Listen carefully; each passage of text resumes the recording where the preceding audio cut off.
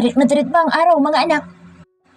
Napalingon sila ni Rafael at ganoon na lamang ang hiya na kanilang naramdaman nang makita nila ang pamilya ni Rafael, including his parents. Nakakahiya dahil nakita sila ng mga ito sa ganoong posisyon. Natatawa namang napakamot si Rafael. Sorry po, natuwa lang siya nang malamang mamamanikan tayo tonight. Paliwanag ng lalaki. So sana, this time naman makasal na kayo. You're both in the right age. Besides, you've wasted too long enough. Sabi ng daddy nito. Hayaan niyo, Dad. Magiging misis ko na ito this time. Biro ni Rafael. Good. Hindi yung lagi kang matatakasan niyang nobya mo.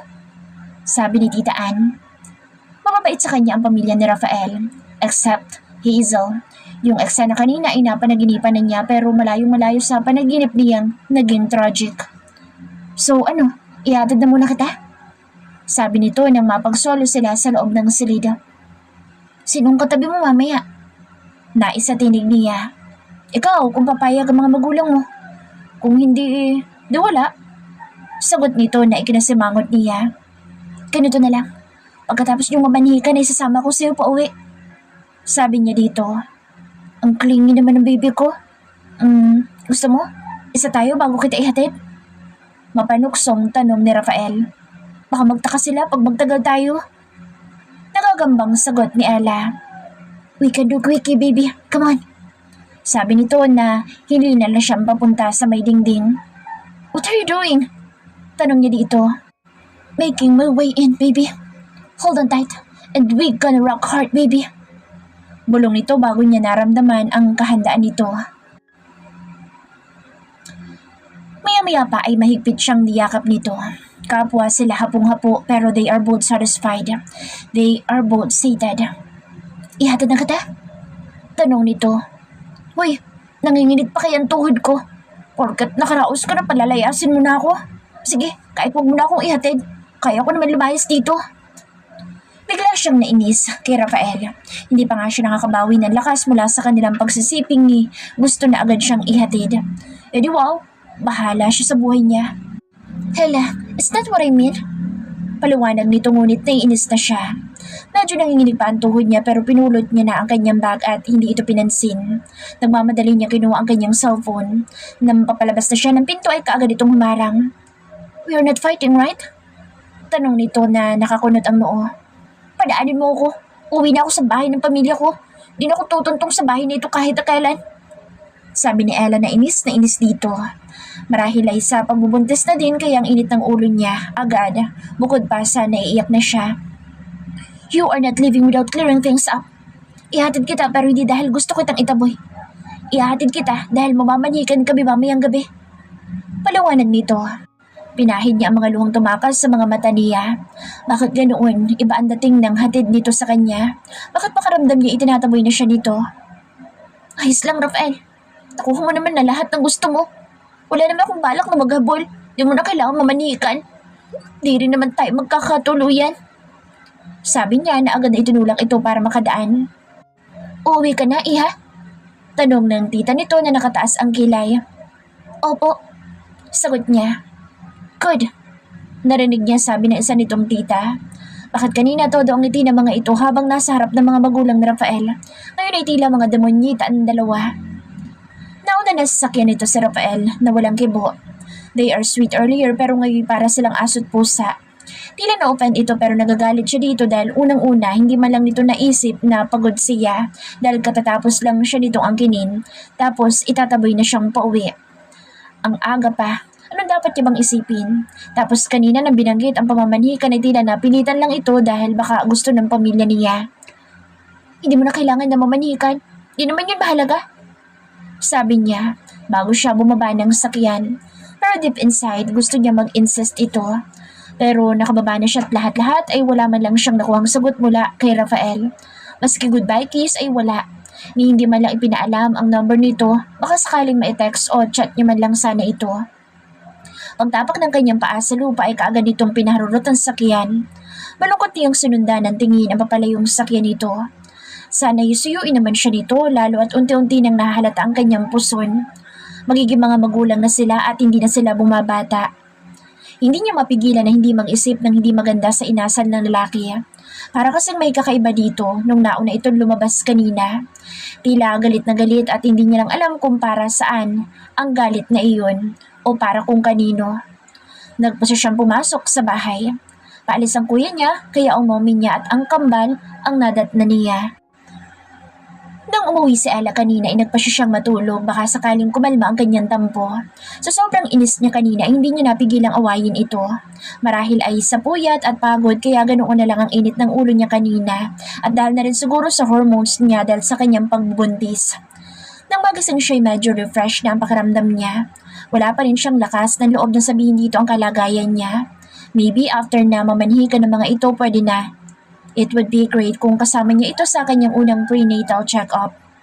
Bumaba siya upang kumain dahil nararamdaman niya ang pagkakarambola ng kanyang mga laman loob. Hindi niya maaaring gutumin ang kanyang sarili. Oo, natatampo siya pero hindi niya pwedeng gutumin ang batang nasa sinapupunan niya.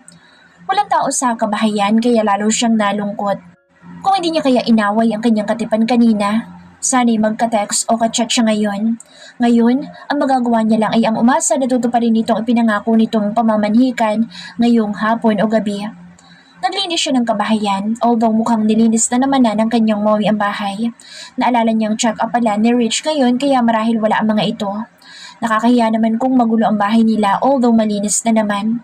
Nang matapos siya maglinis ay naligo siya lalo at tila sinisilaban ang kanyang pakiramdam. Pag summer dito ay parang nasa Pilipinas ka din naman. Hindi naman niya binuksan ang aircon bago siya naglinis kanina.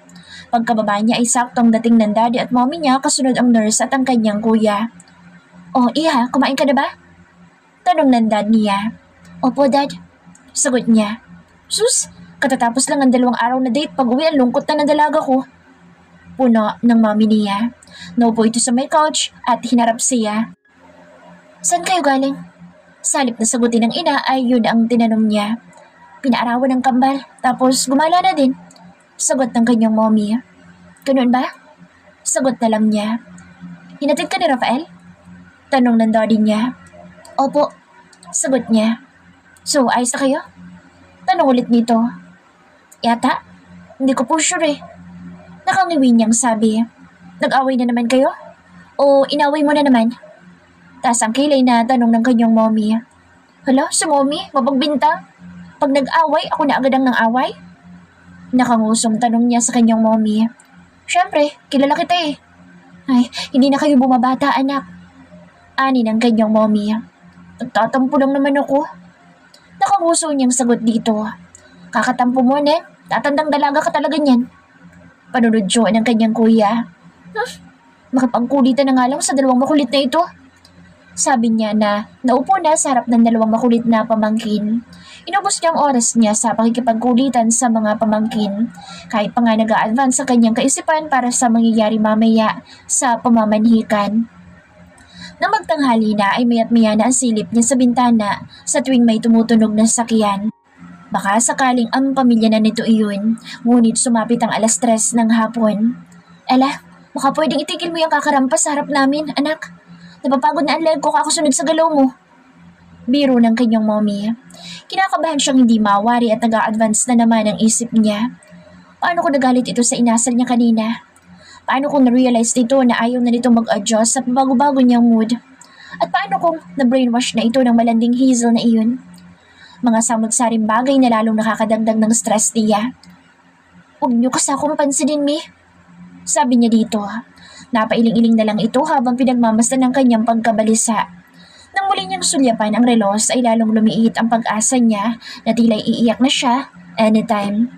Napatingin pa siya sa kuya niyang tila nag-e-enjoy habang pinapanood ang kanyang pagkabalisa.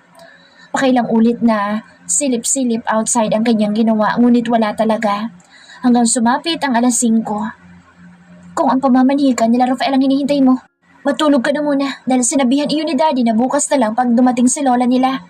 At pakicheck na po ng cellphone niyo. Kanina pa daw po siya nag-aalala at hindi ka makontak."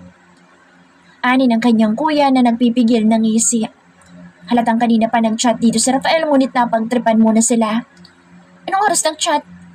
Tas ang kilay niyang tanong dito. Ngumisi naman ang baliw niyang kuya. Mukhang tama ang hinala niyang may kababalaghan na ginawa ito. "Wait, tingnan ko ha." 10 ng umaga, sis. Sabi nito, sabay peace sign. Baliw ka talaga, kuya. Alam mo naman kanina pa ako kinakabahan dito eh. Nakakainis to. Ingos niya. Parang ka kasing baliw eh. Tumatawang sabi pa nito. Umanda ka sa akin pag nagasing si Rich. I-brainwash ko yan. Sabay berada ng alis sa harap nito. Dali-dali na umakyat siya at hinanap ang kanyang cellphone na kaagad naman niyang nakita sa kanyang bag. May 84 missed calls lang naman at 200 mahigit na text. Nainis siyang bigla sa kanyang kuya na halos makita na siya nitong naiiyak sa inis at paghihintay. Yun pala'y kanina pa nag-chat at tumatawag ang kanyang kasintahan sa kanya, hindi man lang nag-abala na sabihin sa kanya.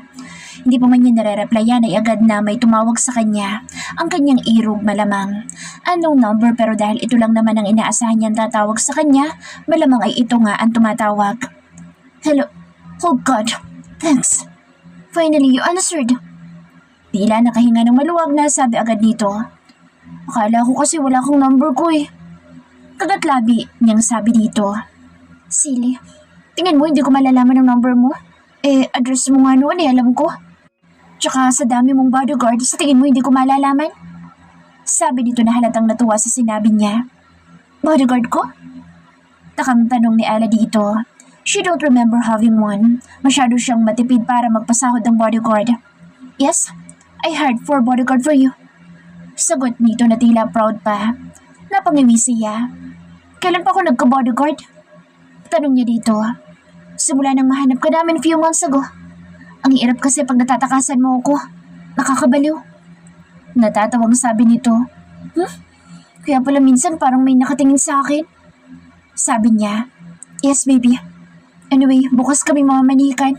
We will wait for Grandma. Sabi nito sa kanya. Grandma? Tanong ni Ella. Ang alam niya kasi ay isang Pinay na mayaman ng pamilya ng maternal grandparents nito. Bilyon din ang mga assets ng pamilya kaya lalo siyang kinabahan. Paano kung hindi siya nito magustuhan? Paano kung sabihin nitong ayaw nito sa kanya dahil milyon na ang assets niya? Pilit niyang itinaboy ang mga negative thoughts dahil alam niyang hindi yun nakatutulong sa kanya. Bagkus ay dagdag alalahanin niya pa. Sigurado ka na ba sa akin? Alanganin niyang tanong dito. Narinig niyang tumawa ang lalaki. Ano ba namang klaseng tanong yan? Sa sarap mo? Tingin mo magbabagong pagtingin ko? Lisin mo nga yung mga doubt mo? Sabi nito. Anong ginagawa mo? Tanong niya dito. Secret, punta ka dito para malaman mo. Sabi nito na halatang nagpaparinig. Nandiyan naman kasi ang family mo eh. Kaya nakakahiyang matulog dyan. Ingos niya dito kahit na alam niya namang hindi siya dito makikita. Bakit? Pwede naman tayo magutala. Sabi nito. Bigla naman siyang nabuhayan ng lamang loob. Bakit pa kasi hindi sumagi sa isip niya ang bagay na iyon pwede silang magsama sa isang silid ngayong gabi? Sige, sunduin mo ko. Excited niyang sabi dito. Mag-iinarte pa ba siya? Samantalang yun naman ang bagay na magpapasaya sa kanilang dalawa. Hindi naman halatang na-miss mo ako Mapanuksong sabi nito. Di wag kung ayaw mo. Sabi niya. Bigla na naman siyang nainis. I'll be there in a few minutes, baby. Sabi nito. Ha? Tanong niya. Sabi ko papunta na ako. I'm just a few meters away from your house. Sabi nito. You're driving? Tanong niya dito. Yes. Pinag-alala mo ako, remember? Tumatawang sabi nito. Akala ko nga kasi wala kang number ko. Sabi niya na tumayo na. Okay, I'm coming, baby. Sabi nito. Okay, I'll hang up now. Magbibihis na ako. Sabi niya dito. Tumawa naman ito. Para tayong mga teenager na nagnanakaw ng sandali para makipag-date. Natatawang sabi pa nito. Yun nga lang, we're not teenager anymore. Sagot naman niya dito. Yeah, bye baby. See you in a bit. I love you. Sabi nito. Hindi na siya nakasagot dahil pinatay na dito ang tawag. Tila lumulutang sa siyang kanyang pakiramdam at labis ang kanyang pananabik na makitang muli ang kasintahan. Kahit pa nga kakahatid lang dito sa kanya kanina at kung tutuusin ay magkasama naman sila ng ilang araw hanggang kaninang umaga. Iba pa rin kung nakakausap at nakakasama niya ang kasintahan. Hindi niya maipaliwanag ang ginhawang hatid ng kaalaman na makakasama niyang muli ang kasintahan. Mabilis niyang kinuha ang kanyang damit na isusuot. Kinakailangan na makababa siya kaagad bago pa man ito dumating at baka kung ano namang kabalastugan ang maisip ni Linda na sabihin sa kaibigan nito. knowing her brother. Araw ng pamamanhikan. Siyempre kung may pinaka-excited para sa araw na iyon, si Ella iyon. Ilang taon niyang inasam na mangyari ang lahat ng ito at ngayon na ang katuparan noon. Kung itatanong niyo kung nagkasama sila kagabi, yes ang sagot, pero hindi sila magkatabi kasi doon siya sa guest room pinatulog ng kanilang daddy. Umuwi din naman ito kinaumagahan upang magbihis at mag-ready. Ayos na si Ella, at least nakita niya ito at nakausap kagabi. They talk about things. Flashback. Hindi naman siya nakaporma talaga. Baka magduda ang kanyang mga magulang. Nang marinig niyang ugong ng sasakyan ay kaagad siyang bumaba. Nang makita niya ang katipan ay halos patakbo niya itong nilapitan. Oops, careful! Agap nito sa kanya dahil muntik lang naman siyang matalisod. Ella anak, papasukin mo kaya muna yung nobyo mo. Hindi yung dyan kayo magtutukaan sa labas. Nakakaya sa kapitbahay. Ani ng daddy niya na nakasilip pala sa kanila. Hiyang-hiya naman siya doon. Masyado na ata siyang nananabik at hindi niya naalalang hindi lang pala sila ang tao. Pasok ka na daw, sabi ni daddy. Sabi niya dito na namumula ang mukha. Sige baby. Sabi nito na inakbayan siya. Nang makita nito ang kanyang mga magulang ay kaagad na nagmano ang mga ito. Iho, dito ka na matulog at nag-aalala itong dalaga ko na baka magbagong isip mo. Sabayan mo na din kumain yan at mukhang hinintay ka pa. Ani ng kanyang mommy. Sige po tita. Sabi nito na inalalayan siya na maupo sa mesa. Naghahain naman agad ang kanyang mommy ng dinner. Masaya siyang naghapunan dahil syempre kasama niya si Rafael. Kain ka pa. Sabi nito na nilagyan ng pagkain ng kanyang pinggan. Since mamamanhikan ka na naman, start calling me mommy. Sabi ng kanyang mommy dito. Nakita niya ang pamumula ng tanga ng nobyo kaya siniko niya ito. Kinalig ka pre? Tudyo naman ang kapatid niya. Di masyado, pre. Opo, mami. Sabi pa nito. Anong plano niyo pag nakasal na kayo? Tanong ng daddy niya dito. Wala pa naman kami na pag-uusapan na dalawa. Mag-uusap po kami kapag nakapamanhikan na para malaman ko din po kung anong gusto niya. Mahirap naman pong ako lang magdedesisyon para sa kinabukasan namin. Sabi ni Rafael na sinang-ayunan niya. Tama naman ito. Mas maigi kung mutual decision ang kanilang gagawin lalo't panghabang buhay ang kanilang haharapin. Maganda iyan. At this point of time, sana naman ay matured enough na kayong pareho sa mga pagdidesisyon ninyo. Lalo ka na Ella. Sana na may maging matapang kang sumuong sa kung anong nakatakda ninyong sagupain ng mga pagsubok sa buhay. Di yung lalayas ka lang bigla pag nasaktan ka. Ani ng kanyang dad. Mataman siyang nakikinig sa payo nila. Alam naman niya ang bagay na iyon. Medyo childish siya ngunit sinasapian din naman siya paminsan-minsan ng pagka-matured. Napatingin siya sa lalaki habang nakikinig sa mga bilin at mga payo ng pamilya niya para sa kanilang soon-to-be family na bubuin. She promised not to run away again, except kung ito na mismo ang susuko sa kanya. Habaan mo lang talagang pasensya mo dyan sa babaeng iyan. Bilin ng kanyang kuya. Nang gabing iyon ay napagkasunduan nilang paiksi ng period ng engagement nila at idadaos ang kasal 2 buwan mula sa araw na ito. Parang ang tagal naman ng araw, no? Untag niya dito. Sila ang naiwan dito sa labas sa may terrace ng bahay. It's Lyndon's property. May bahay din naman sila sa Brooklyn ngunit mas pinili nilang samahan si Lyndon sa pag-aalaga kay Rich. Malapit na lang yan. At least, alam nating tayo na talaga hanggang sa pagtanda natin. Sabi nito na masuyong inaplos ang kanyang buhok na tumatabing sa kanyang mukha. Basta, mangako kang hindi ako bibitawan hanggang sa huling sandali ng buhay natin. Nakangiting sabi niya dito. Dapat sa sarili mo yan sinasabi. Biro nito na ikinatawa niya. Nang gabing iyon, bagamat hindi sila magkatabing natulog ay naging maganda ang kanyang naging tulog. At kanina nga ay hinintay siya nitong magising bago umalis at isang halik ang iginawan nito bago siya iwan. Baka naman pag naikasal na kayo, saka niya ma-realize na nagkamali siya ng pinakasalan. Biro ng kuya niya. Mabilis niya itong binato ng tsinelas niya. Malakas na itong mang-asar sa kanya. Simula nang maglaya siya ay madalas na siya nitong asarin. Mommy, uso kuya! Sumbong niya sa mommy niya. Bawas-bawasan kasi ang tantrums anak. Susog naman ang kanyang ama. Hindi na lang niya pinatulan ang pang-asam ng mga ito lalo't kinakabahan siya sa kanilang muling paghaharap-harap ng pamilya nito. 9:00 na dumating ang ilang mga kaanak nila maliban sa kanyang lola at bunsong kapatid ng daddy niya. Sakto Saktong 10:00 naman ang dumating ang mga magulang ng kasintahan kasama ang ilang tsuhin at tiyahin nito. Hello, kumpadre. Bati kaagad ng daddy ni Rafael sa kanyang ama. Tuloy kayo, welcome sa aming munting tahanan. Sabi naman ng kanyang ama. Beso dito, beso doon. Mano dito, mano doon. Dahil lagi naman na nagkakasama ang mga daddy nila ay naging mas light ang atmosphere. Di naman nagpakita ng pagkamaldita ang dalawang kontrabida na tiyahin ni Rafael. Mabuti naman matutuloy na sa simbahan ng dalawang ito. Sabi ng tita ni Rafael na mabait sa kanya. Matagal na din naman na kasi ang kanilang pagtitimpi, di ba, Rafael? Biro ng daddy niya na ikinatawa lang ng lalaking katabi niya. So, kailangan na natin pag-usapan ang kasal ng mga bata. Umpisa ng mommy ni Rafael na mukhang mas excited pa sa kanila. Oo nga, Mare. Yung petsa, kailan ang balak niyo, Ella, Rafael? Untog ng mommy niya sa kanya. Tinignan niya ito upang ito na ang magsabi sa pamilya nila ng kanilang napag-usapan kagabi. Napagkasunduan namin, Mi, Dad, na hindi na patagalin ang engagement namin. In 2 to 3 months, ay kailangan maikasal na kami. Sabi ni Rafael na tumango naman siya. Pero hindi ba masyado namang rush ang lahat? I mean, ang isang engrandeng kasal ay nangangailangan ng matagal na preparations. Komento ng tiyahin ni Rafael. Ito yung ampo ng pamilya nila Rafael na pakaalamera. Ayon na din sa pinsan ni Rafael at ito ang adopted mother ni Hazel. Kung mapera naman magagawa nila, even with preparations lang. Sabi ng daddy ni Rafael.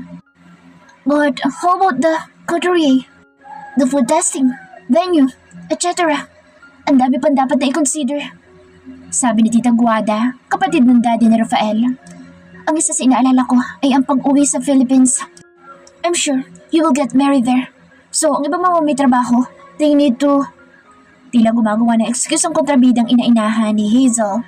At trebida talaga. Tita, I think a month notice is enough. Besides, the invitations will be distributed in a week time from now. Hinihintay ko lang ang pagpili ni Ella later. Sabi ni Rafael. So, kayo ang bahalang dalawa, mga anak. Total kayo naman ikakasal. We are here to support you and regarding the other details of your wedding, Karen will help you. She is a wedding planner. Sabi ng kapatid ng mommy ni Rafael. Kilala niya ito dahil nakasama na din naman niya ang babae na minsan silang nagbakasyon sa province nila Rafael. Ang inaalala ko lang ay si Rich. Ayoko naman na maiwanan siya dito during wedding. Sabi ng mommy niya. Magpapakasal naman po kami ulit after 2 years. I'm sure gising na si Rich during that time. Sabi ni Rafael na ikinatingin niya dito. So, totoo ang sinabi nito. Makakasalan siya ulit dito after 2 years bilang respeto sa kanyang kuya. Panigurado kasi na dito iiwanan ng asawa sa kalagayan nito ngayon. Hindi lang talaga nila maipagpaliban ang kanilang kasal. So, as the oldest son of Henry, Rafael should be married in our ranch as a family tradition. Sabi ng lola ni Rafael. Yes, Lola. But that wedding at our ranch will be held after 2 years. I want that day to be special. Sabi ni Rafael na pinisil ang kanyang palad na hawak nito. Alam niya at ramdam niya excitement sa nalalapit nilang pagpapakasal. Gayunpaman ay naiisip niya din ang kanyang matalik na kaibigan na ngayon ay comatose pa rin. Gusto niya sanang nandoon ang lahat ng kanyang mga mahal sa buhay sa special na araw ng kanyang buhay. Okay, so everything is settled then. So maybe, we set your wedding on 30th of next month. Sabi ng kanyang mommy na katabi ng mommy ni Rafael na mukhang sila ang ikakasal. We're here! Nagulantang pa sila nang dumating ang mga makukulit na mga kaibigan ng kanyang kuya at mga kasintahan. Halos mapuno ang kanilang sala nang dumating ang mga ito. Mukhang kagagaling lang sa airport ng mga ito dahil may mga malata pandala ang iba. Hello, titas and titos! Hello, pretty! How are you? Sabi ni Jai na niyakap ang lola ni Rafael. Naku, nandito na naman itong makulit na ito. Huwag niyo ito isama sa entourage. Baka maging disaster ang kasal. Biro ng lola ni Rafael. Grabe ka sa akin, lola. Pipili pa nga ako ng isa sa mga apo niyo eh. Sabi pa nito. Ayoko. Naku, bakit ka nga pala nakatuksido? Kunot ang noon itong tanong. Napatingin silang lahat dito. Napakamot naman ito sa sinabi ng matanda. Madalas man itong kasagutan ng matanda ay itong unang hinahanap nito pag nagkikita-kita ang magkakaibigan. Galing akong akit ligaw eh. Di naman kasi nagsabi ang iba na mamamanhikan pala. Parinig nito kay Rafael. Kunti lang kasi ang pagkain namin, pre. Sabat naman ng baliw na nobyo. Grabe kayo sa akin. Makalis na nga lang. Sabi nito pero sa kusina ang tungo. Pre, sa kabilaan din palabas. Sabi ni Cobb. Kakain muna ako. Nagtawanan sila. Kahit kailan talaga yung mga baliw talaga ang mga ito at pawang mga maiingay. Masaya at maingay ang paligid. Sa dami ba naman nila na puno ng pagbati para sa nalalapit nilang pagpapakasal. Siya man ay nag-uumapaw ang hindi maipaliwanag na sayang nadarama. Nandyan yung kaba lalo at alam niya na hindi naman ganoong kadali ang pag-aasawa. Marami mga what ifs at mga doubts pero alam niyang makakaya nilang lampasan ang lahat. Together. Hindi man niya napag-aralan kung paano ang maging asawa at ina pero alam niyang matututo siya in the coming days with him. What is important now is ang kasal na kanilang pinag-uusapan. For her naman, it doesn't matter if bongga ang kasal o hindi. Ang mahalaga naman ay kung ano sila matapos ang kanilang kasal. Nandiyan yata sila, mommy. Sabi ng kanyang mommy. Ang tinutukoy nito ay ang lola niya, mommy ng mommy niya. Narinig kasi nila ang sunod-sunod na pagbusina mula sa labas. Kung may gusto man siyang pasalamatan bukod sa magulang niya, yun ay ang kanyang lola na nag-alaga sa kanya during her younger years. Ubuksan ko lang, Dad. Sabi ng kanyang Kuya Lyndon na dali-dalin tumayo at lumabas. Marahil ay upang salubungin ang kanilang lola.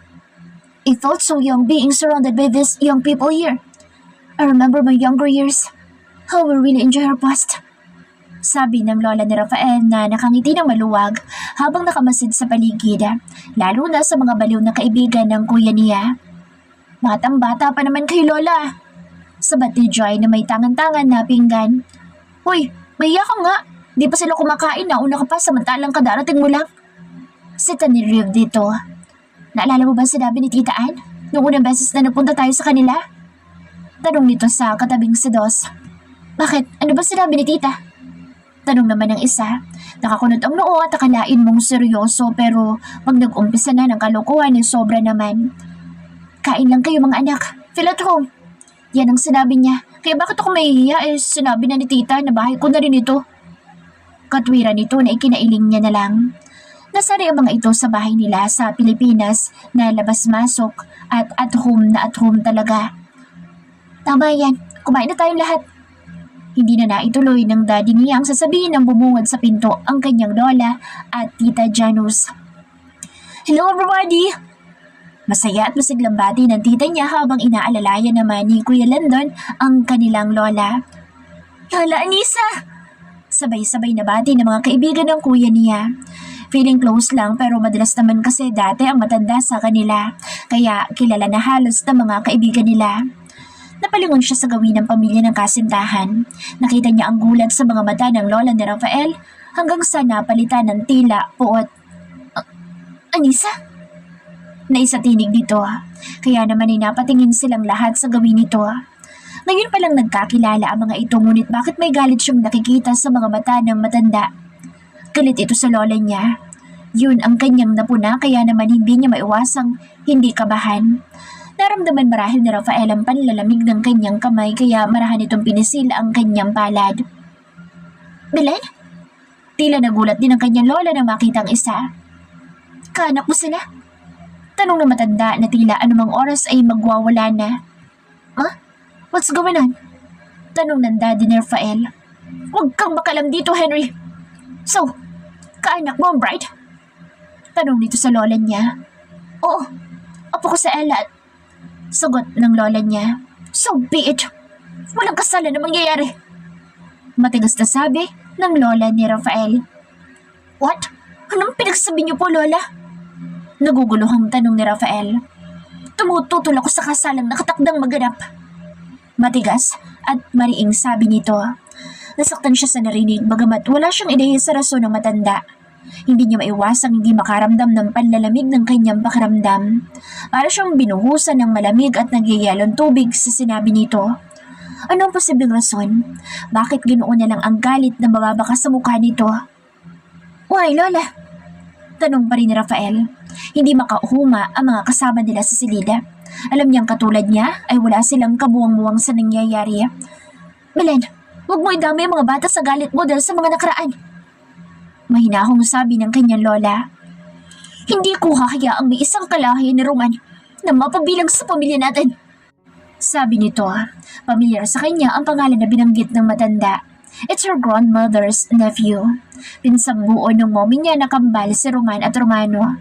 Patay na si Romano at buhay pa si Roman. Kung nakinig ka lang sana sa paliwanag namin noon, sabi ng kanyang lola. Paliwanag? Na pinagtakpan niyo si Roman upang matakasan ang kanyang responsibilidad sa anak ko? Yun ba ang paliwanag na sinasabi mo? Sabi nito na tila lalong bumagsik ang anyo. Alam ng Diyos, Belen, patay na si... Sabi ng lola. Buhay si Roman at nakita siya mismo ng aking dalawang mata. Halos nakasigaw na sabi nito. Kakambal ni Romano si Roman. Paliwanag ng lola niya ngunit tila lalong bumagsik ang mga mata ng matanda. Tila mabubuwal na ito sa pagkakatayo at nanginginig na ito sa galit.